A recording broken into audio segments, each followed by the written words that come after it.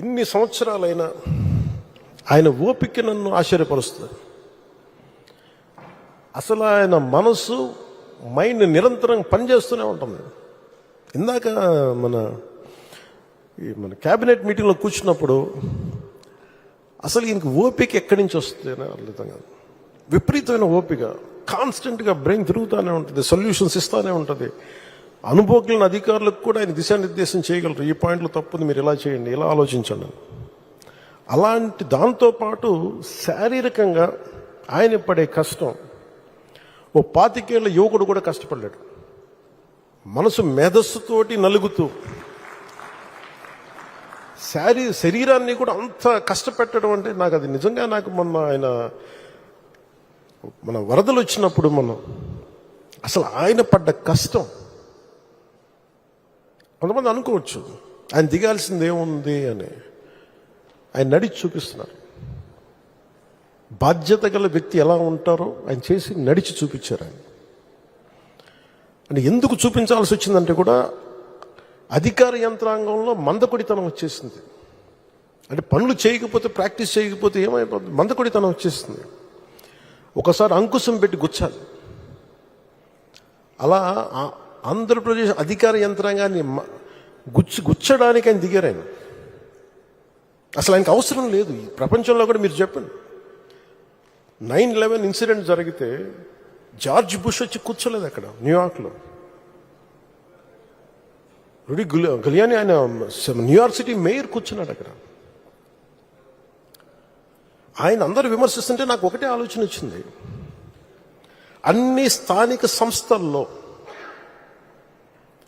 YCP నాయకులే కదా మీరందరూ, మేయర్ కానీ సభ్యులు కానీ అన్ని పాలనా వ్యవస్థలు అన్నింటిలో కూడా it is nothing but YCP.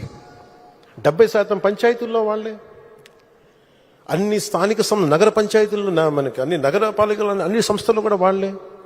అసలు విజయవాడలో ఉన్న మేయర్ ఏమైపోయి ఫస్ట్ సిటిజన్ అంటాం, మొదటి ప్రథమ పౌరుడు అంటాం కదా విజయవాడకి. వాళ్ళకి బాధ్యత లేదా? వైసీపీకి బాధ్యత లేదా? ఎంతసేపు ఆయన్ని విమర్శించడమేనా? నాకు అనిపించింది అసలు పంచాయతీలు కానీ స్థానిక సంస్థల్లో ఉండే వైసీపీ సభ్యులు కానీ ఏమైపోయారు? కష్టాలు వచ్చినప్పుడు అందరం కలిసి కట్టుగా ఉండాలి, కానీ తర్వాత కొట్టుకుందాం. ప్రజలు కష్టాలు ఉన్నప్పుడు అప్పుడే మాట పెట్టుకుంటాం. వాళ్ళకి అన్నం పెడతామా, ఆదుకుంటామా, లేదంటే వాళ్ళని కూర్చోబెట్టి తిడతామా పక్కన సహాయపడేవాళ్ళని. బురదలోకి దిగి, నీళ్ళల్లోకి దిగి ఆయన ఒకవైపు నడుస్తూ ఉంటే ఆయన అభినందించాల్సింది పోయి ఆయనకి పక్కన మన కూర్చోబెట్టి ఒక మాట అనుకుని ఉంటే చాలు చేసే వ్యక్తిని. ఆ రోజున ఆయన పడ్డ కష్టం నాకు నిజంగా నాకు గుండె చెమర్చింది. మీరు ఆ రోజు ఇచ్చింది, వరదలు ఇచ్చింది, గౌరవ ముఖ్యమంత్రి గారు చెప్తాం, మీరు చాలా వరదలు ఉన్న ప్రజలే కాదు సార్, మీరు ఒక అధినేత ఎలా ఉండాలి, ఒక ప్రభుత్వాన్ని నడిపే అధినేత ఎలా ఉండాలి మీరు దేశానికి చూపించారు చంద్రబాబు గారు. మనస్ఫూర్తిగా ఇన్స్పైర్డ్ అస్. మీకు మాటలు పట్టడం కొత్త కాదు, కానీ మీరు చేసే మంచి పనుల్ని, మీరు చేసే ఈ కష్టాన్ని మేమందరం గుర్తించి మేము మీతో అండగా ఉంటాం. చాలాసార్లు పెన్షన్ గురించి మేము మాట్లాడుకుంటా ఉంటే చాలాసార్లు దీంట్లో నేను పెన్షన్ బాగా ఎక్కువ చేద్దామని అనుకుంటే ఎలా సార్ పాసిబిలిటీ అంటే కష్టంగా ఉంటుంది, కానీ మనం పెంచాలి. ఆయనకున్న ఆకాంక్ష కూడా ఏంటంటే సంపద కొద్ది మంది దగ్గర ఉండిపోకూడదు, అవి తిరుగుబాట్లు వస్తాయి. ఈ రోజున ఆయన నాయకత్వంలో ఈరోజు పొద్దున్న క్యాబినెట్ మీటింగ్లో మాట్లాడుకున్నప్పుడు కూడా ఎంటర్ప్రెన్యూర్షిప్కి ఒక 100 కోట్లు మూలధనం ఒక కార్పొరేషన్లో పెడితే మైక్రో చిన్నపాటి పరిశ్రమలకి, ఔత్సాహికులకి, పారిశ్రామికవేత్తలకి అండగా ఉండటానికి ఒక 100 కోట్లు మూలధనం పెడితే దాన్ని 5,000 కోట్ల వరకు తీసుకురావచ్చు. అలాగే 500 కోట్లు పెడితే దాన్ని 20,000 దాకా తీసుకెళ్లొచ్చన్న ఈ రోజు నా ప్రతిపాదన చాలా అద్భుతంగా ఉంది. ఇవన్నీ చెయ్యాలి అంటే ఈ రాష్ట్రాన్ని, ఉమ్మడి రాష్ట్రాన్ని దిశానిర్దేశాన్ని మార్చిన వ్యక్తి, మైక్రో మన ఈ విపరీతం బలమైన సంస్కరణలు తీసుకొచ్చిన వ్యక్తి, SEZs ద్వారా కానీ అభివృద్ధి కానీ, అలాగే మన ఇజ్రాయలీకి సంబంధించి ఈ మైక్రో ఇరిగేషన్, ఇలాంటివన్నీ మొట్టమొదటి తీసుకొచ్చిన వ్యక్తి. చాలా సింపుల్గా ఉంటాయి. ఇంకుడు గుంతలు అంటే అది చూడటం చాలా మందికి ఆ టైంలో హాస్యాస్పదం, ఏంటి గుంతలు తవ్వుకోవడం ఏంటని. ఆయన దార్శనికులు, ఆయన హెడ్ చూడగలరు. దానికి చాలామంది మేధావులతో మాట్లాడాలి. అలాంటి మేధావులతో కూర్చొని వాళ్ళని అర్థం చేసుకొని తనతో పాటు సహచరులు ఒప్పించి ఈ రోజున ఒక ఇంకుడు గుంతలు అనేది మనకి మన ఇంటి నిర్మాణంలో ఒక భాగం అయిపోయింది. ఇలాంటి ఎన్ని తీసుకున్నా, చిన్నది పెద్దది ఎన్ని తీసుకున్నా అనునిత్యం నన్ను ఆశ్చర్యపరుస్తూనే ఉంటారు ఆయన. ఎప్పుడు చూసినా నాకు ఒకటి అనిపిస్తే ఈ నుంచి ఎంత నేర్చుకోగలం మనం, ఎంత ఆయనకి పక్కన ఉండి చేదోడు వాదోడుగా ఉండగలం. నాకు ఇదే తలంపు ఉంటుంది. అలాంటి పెన్షన్లు కూడా ఎలా పెంచగలం అంటే మనం పెంచుదాం, నాకు ఒక అవగాహన ఉందని. అది అడ్మినిస్ట్రేషన్లో కాకలు తేలిపోయి మునిగి తేలిన వ్యక్తికి అర్థమవుతుంది. మంచి మనసు ఉండొచ్చు, చెయ్యాలన్న తపన ఉండొచ్చేమో, కానీ దానికి తగ్గ అవసరమైన ప్రతిభ లేనప్పుడు, అనుభవం లేనప్పుడు, మనుషుల్ని కలుపుకెళ్ళగలిగే సమర్థత లేనప్పుడు అది ఎవరి వల్ల కష్టం అవుతుంది. అలాంటిది ఆయన అద్భుతంగా 4,000 ఇవ్వడం ఒకటైతే, మొదటి నెల ఒక్కొక్కరికి 7,000 చొప్పున ఒకటే రోజున 65.18 లక్షల మందికి, అది కూడా ఇంటింటికి వెళ్ళి 4,400 కోట్ల రూపాయలని పంపిణీ చేపట్టడం, చేతికి డబ్బులు ఇవ్వడం, దేశంలోనే సంక్షేమంలో ఇది ఒక తిరుగులేని చరిత్ర. మనస్ఫూర్తిగా గౌరవ ముఖ్యమంత్రి గారికి నా ధన్యవాదాలు తెలుపుతున్నాను. వైసీపీ వ్యతిరేక ఓటుని చీలనివ్వం అని ఒక ప్రతిపాదన చేసినప్పుడు దాని వెనక తెలివితేటలు కానీ వ్యూహాలు కానీ ఏమి లేవు. ఒకటే ఒక లక్షణం ఏంటంటే, లోపల గుండెల్లో రాష్ట్రం బాగుండాలి, విభజన దగ్గర నుంచి నలిగిపోతా వచ్చాం, బాగుండాలని ఒక్క బలీయమైన కోరిక తప్ప ఇంకేం లేదు దాని వెనక. కానీ అది సాధించడానికి ఎన్ని అవరోధాలు ఎదుర్కొన్నాం, అసలు జరుగుద్దా లేదా, ఒప్పించగలమా లేదా, ఎన్ని పడి పడి పడి కింద పడి మీద పడి ఈ రోజున ఇక్కడ గెలిచిన గౌరవ సభ్యులందరూ, ఎంపీలు కానీ ఎమ్మెల్యేలు కానీ అద్భుతమైన మెజారిటీతో గెలిచారంటే వైసీపీ వ్యతిరేక ఓటును చీలనివ్వకూడదని ఒక్క ఆకాంక్ష, ఒక్క బలమైన నమ్మకం, చంద్రబాబు గారి నాయకత్వం, సమర్థత, ఈ దేశాన్ని 3వసారి ప్రధానమంత్రిగా పగ్గాలు చేపట్టి ముందుకు తీసుకెళ్తున్న నరేంద్ర మోదీ గారి నాయకత్వాన, పురంధేశ్వరి ఆయన దిశానిర్దేశంతో, పురంధేశ్వరి గారి నాయకత్వంతో, తెలుగుదేశం నాయకులని చాలాసార్లు చెప్పాను, వాళ్ళందరి సమిష్టి కృషితోటి ఒక అద్భుతమైన విజయాన్ని సాధించాం.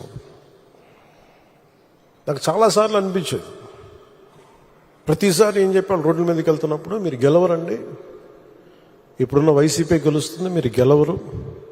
ప్రతిరోజు బయట వాళ్ళు ఎవరు చెప్పేవాళ్ళు, మనతో పాటు పక్కన ఉండేవాళ్ళు చెప్పేవాళ్ళు మాట.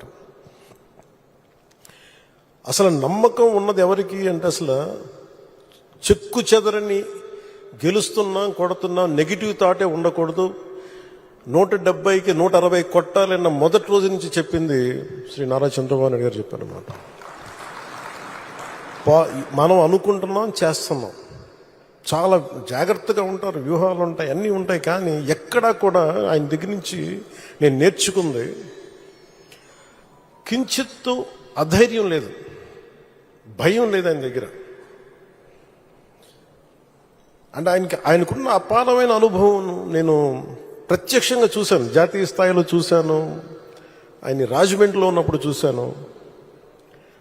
అసలు ఈయనకి నేను ఒకటే అనుకున్నాను లోపల కొంచెం, అంటే ఈయనకి ఏమి జరిగినా అసలు భయం అనేది ఏ క్వశ్చన్ లేదు ఈయనకి. అంటే ధైర్యం తప్ప.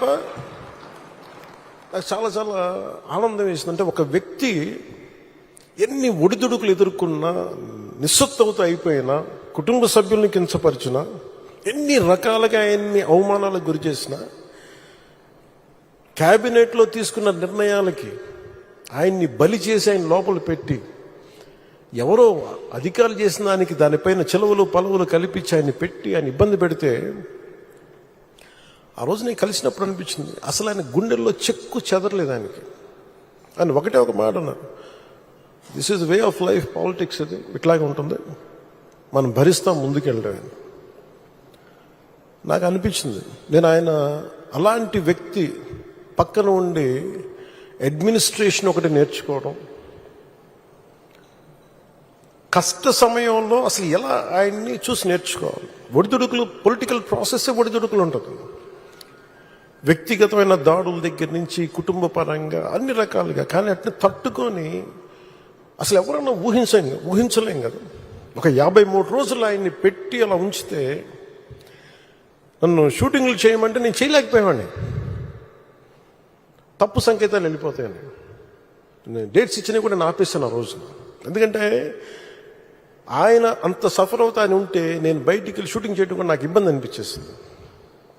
నా ప్రొడ్యూసర్ చెప్పాను, 2 చేతులు క్షమించమని చెప్పాను ఆ రోజున. తప్పట్లేదు, నాకు రాష్ట్ర ప్రజల కోసం మారాలి ప్రభుత్వం, అందుకని చేస్తాను, దయచేసి మీరు అర్థం చేసుకోండి అని.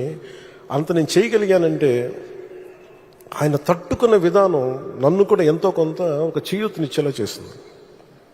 నా స్వార్థం వల్ల వ్యక్తిగతంగా నేను ఎదిగిపోవాలి, నా కోరికల్లో రాష్ట్రం విభజన జరిగినప్పటి నుంచి ఈ రోజుకి మనం నలిగిపోతా ఉన్నాం. మనకి తెలంగాణలో మనం దాదాపు 3వ వంతున్నాం అభివృద్ధిలో. సంతోషం, మన తోటి తెలుగు రాష్ట్రం ఆనందం. మనం పోటీ పడాలి, ఎదగాలి అంటే అనుభవం, పొలిటికల్ ప్రాసెస్లో అనుభవం ఒకటి చాలా చాలా కీలకమైంది. తెలివితేటలు ఉండొచ్చు, అన్నిటికంటే కూడా అందరినీ సమన్వయపరిచి, అందరినీ ఆకట్టుకోగలిగి, అందరినీ ఒక దారిని పెట్టగలిగి, కొంత మెత్తదనంతో మందలిస్తూ, కొన్నిసార్లు గట్టిగా చెప్తూ, అలాంటి నాయకుడు వెంట ఆయన నాయకత్వంలో మేమందరం పనిచేయటం నాతో సహా చాలా చాలా నాకు ఆనందంగా ఉంది.